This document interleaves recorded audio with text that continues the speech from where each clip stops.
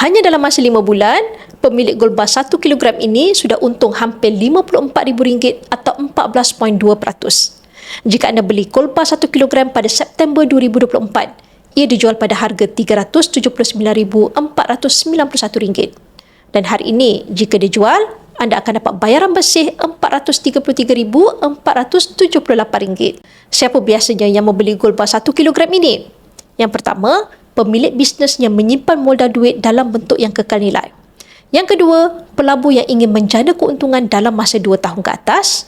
Yang ketiga, individu yang mempunyai pendapatan melebihi RM40,000 sebulan tetapi masih belum ada harta dalam bentuk emas.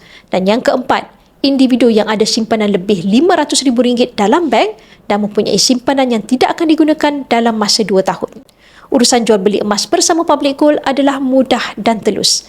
Bagi yang berminat untuk menukarkan simpanan wang fiat anda ke dalam bentuk emas fizikal, anda boleh rujuk pin video saya untuk 5 langkah daftar akaun Public Gold dan saya akan bimbing anda dalam cara dan langkah-langkah simpanan emas yang terbaik untuk anda.